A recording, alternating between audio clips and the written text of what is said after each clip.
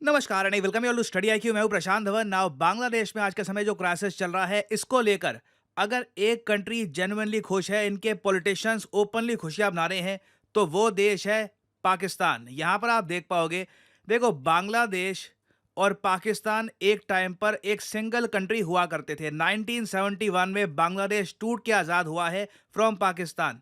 और सिंस आज के समय आप कह लीजिए एक एंटी इंडिया गवर्नमेंट आने के चांसेस है बांग्लादेश में।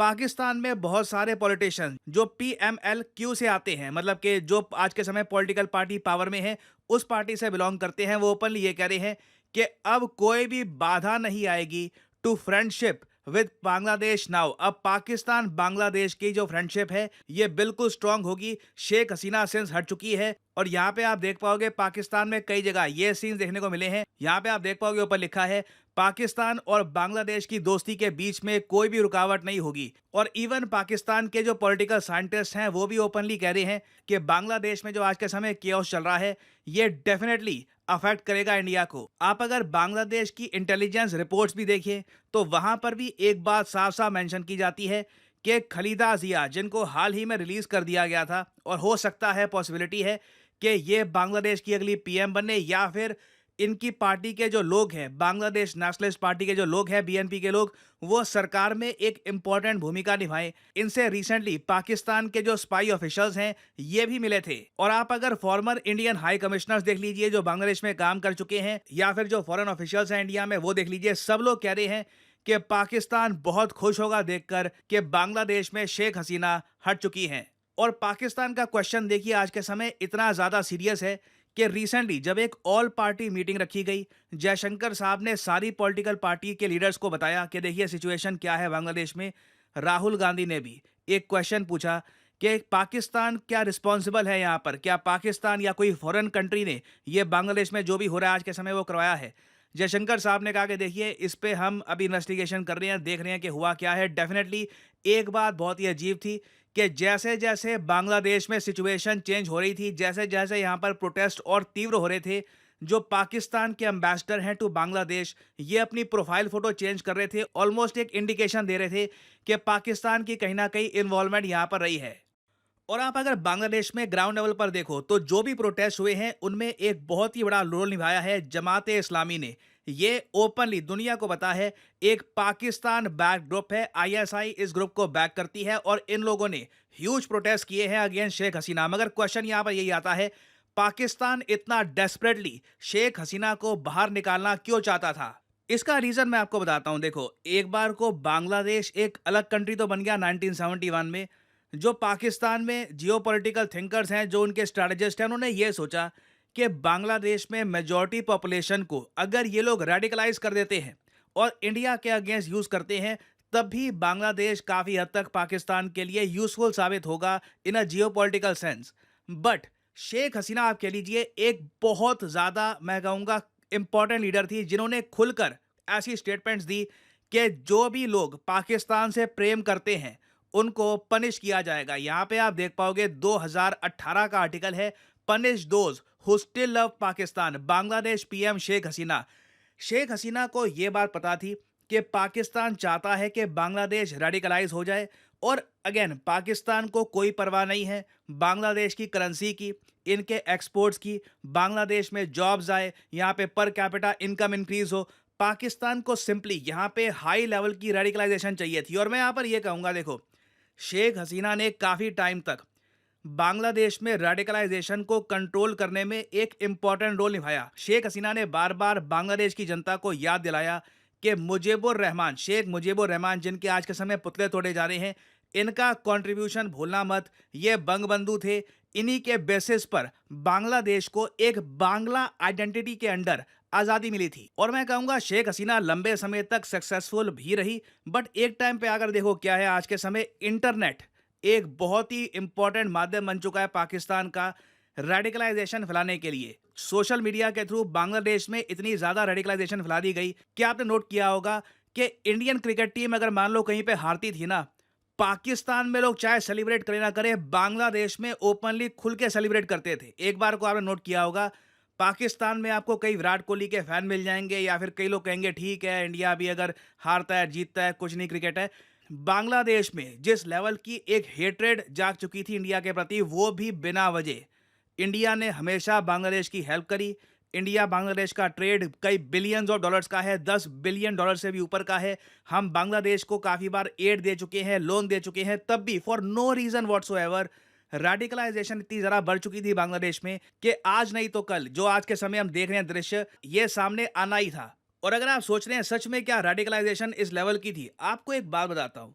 मोदी जी जब 2021 में बांग्लादेश गए थे ना विजिट करने के लिए, आपको याद होगा इतने ह्यूज स्केल पर ये जमात इस्लामी और जो बाकी ग्रुप्स हैं, इन्होंने इतना ज़्यादा प्रोटेस्ट किया, इतने ज़्यादा दंगे किए कि 12 लोगों की मौत हो गई थी इन ऑल ऑफ बांग्लादेश। इतने लार्ज स्केल पर प्रॉपर्टी डिस्ट्रॉय करी गई simply to protest Indian prime minister visit. जबकि मोदी जी नवाज शरीफ के साथ एक इनफॉर्मल विजिट पे गए थे पाकिस्तान में। आप देखोगे पाकिस्तान में इस टाइप के प्रोटेस्ट नहीं हुए थे।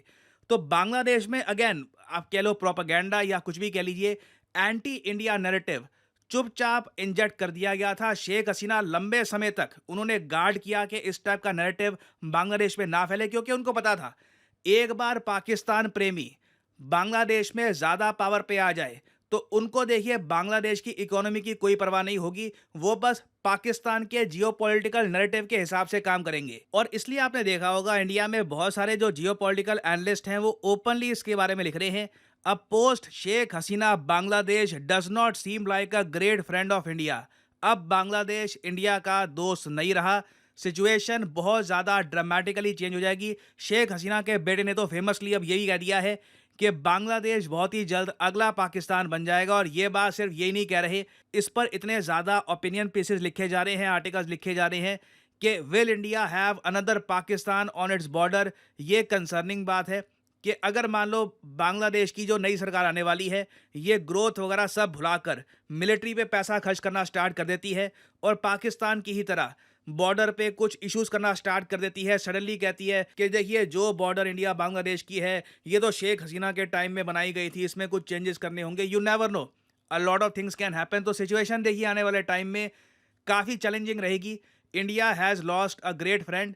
और रिसेंटली यूएसए ने शेख हसीना का जो वीज़ा है ये भी सस्पेंड कर दिया। इस टॉपिक पर मैं एक अलग से वीडियो आपके लिए लेके आऊँगा, बट फॉर द टाइमिंग मैं यही कहूँगा इंडिया के सामने एक बड़ा चैलेंज खड़ा हो चुका है। और फाइनली आप लोगों से मैं एक सवाल पूछूंगा। देखिए टेनिस में, मेंस सिंगल्स टेनिस में पहली बार किसने ओलंपिक गोल्ड जीता है? पेरिस ओलंपिक्स में ये इवेंट हुआ है और बहुत ही ज़्यादा न्यूज़ में है कि ये एक फेमस एथलीट है, दुनिया भर में इनके फैंस हैं। पहली बार इन्होंने टेनिस में ओलंपिक गोल्ड जीता है। बताइए किसकी हम यहाँ पे बात कर रहे हैं? Carlos Alcaraz, Novak Djokovic, Rafael Nadal या फिर यानिक सिनर? कमेंट सेक्शन में करिए उत्तर। जो लोग सही आंसर देंगे उनकी कमेंट को मैं हार्ट दे दूंगा ताकि बाकी लोग समझ पाएं कि सही आंसर क्या है। और फाइनली यहाँ पर मैं ये भी ऐड कर दूं कि स्टडी IQ पहली बार स्टूडेंट्स के लिए लेके आया है अर्जुन बैच। एक यूनिक बैच है। देखिए महाभारत में अर्जुन से बहुत कुछ सीखने को मिलता है हमें। सबसे बड़ी बात जो आप सीख सकते हैं अर्जुन से वो है focus, complete focus on the target. आसपास कोई भी चीज है, फालतू की वीडियो गेम्स, कोई टेलीविजन शोज, सब कुछ पीछे, सबसे आगे होना चाहिए आपका career. That should be your main primary target. और अगर आप इसी सोच के साथ आगे बढ़ना चाहते हैं और सक्सेस हासिल करना चाहते हैं तो ज्वाइन करिए स्टडी IQ का अर्जुन बैच। आपको सिंपली क्या करना है, कमेंट सेक्शन में जाइए, यहाँ पे आपको मिलेगी पिंड कमेंट और यहाँ परचेज कर सकते हैं स्टडी IQ का अर्जुन बैच। सिंपली इस लिंक पर करिए क्लिक और आपके सामने खुल जाएगा ये पेज। अगर आप मोबाइल फोन पे हैं तो स्टडी IQ की जो ऐप है ये आप कर सकते हैं डाउनलोड और यहाँ पे आप परचेज कर पाएंगे स्टडी IQ का अर्जुन बैच। और इस बैच की खासियत ये है कि ये बैच हमने बनाया है सक्सेस फेलियर दोनों को ध्यान में रख के। देखिए आप UPSC एग्जाम का अटेम्प्ट देंगे, प्रीलिम्स आपका क्लियर हो सकता है, कुछ हो सकता है कि may be you never know कि कुछ मार्क्स से इस बार प्रीलिम्स क्लियर ना हो पाए। दोनों केसेस में अर्जुन बैच आपके साथ रहेगा। प्रीलिम्स क्लियर हो गया तो इमीडिएटली मेंस और इंटरव्यू में ये बैच आपका साथ देगा। और अगर मान लीजिए आप प्रीलिम्स इस बार क्लियर नहीं कर पाए तो जैसे ही आपका रिजल्ट आता है तो आपकी स्पेशल क्लासेस स्टार्ट हो जाएंगी इस बैच के अंडर, जहां पे आपकी जो भी कमियां थी, जो भी एरिया थे जहां पे इस बार आप स्कोर नहीं कर पाए, वहां पे फोकस किया जाएगा ताकि आप फिर से with complete determination and focus फिर से अपने टारगेट की तरफ बढ़ना स्टार्ट कर दें। और मुझको यहाँ पर यह बात भी ऐड करनी पड़ेगी कि 7 अगस्त, जी हाँ 7 अगस्त को स्टडी IQ के कोर्सेज थोड़े महंगे होने वाले हैं। 15% प्राइस इंक्रीज आपको दिखेगा on all courses. Study IQ एक लंबे समय के बाद ये कर रहा है, क्योंकि ओवरऑल जो कॉस्ट है सर्वर्स की, वेरियस और कॉस्ट, ये काफी हद तक बढ़ चुकी है। तो 15% प्राइस हाइक होगा, सभी कोर्सेज 15% महंगे होने वाले हैं। तो 7 तारीख से पहले पहले आपके पास गोल्डन चांस है, आप एनरोल कर सकते हैं अर्जुन बैच में। बट ये जो प्राइस लिखा है, नेवर पे दिस प्राइस, सिंपली यहां पर कोड यूज करिए PD10 और प्राइसेस गिरना यहां पर स्टार्ट हो जाएंगे। सिर्फ 28,500 रुपए पे करके 30 महीने की वैलिडिटी के साथ अर्जुन बैच में आप करेंगे एनरोल। लाइव क्लासेस यहां पे आपको मिलेंगी, books delivered to your address, 1-to-1 mentorship. So enrol right now. याद रखिएगा 7 तारीख मध्य रात्रि से स्टडी आईक्यू के प्राइसेस बढ़ने वाले हैं। So make the best use of the prices right now and join study IQ's Arjun batch. So इसी नोट के साथ यह है वीडियो कांत। Thank you for listening and as I always say, may the gods watch over you.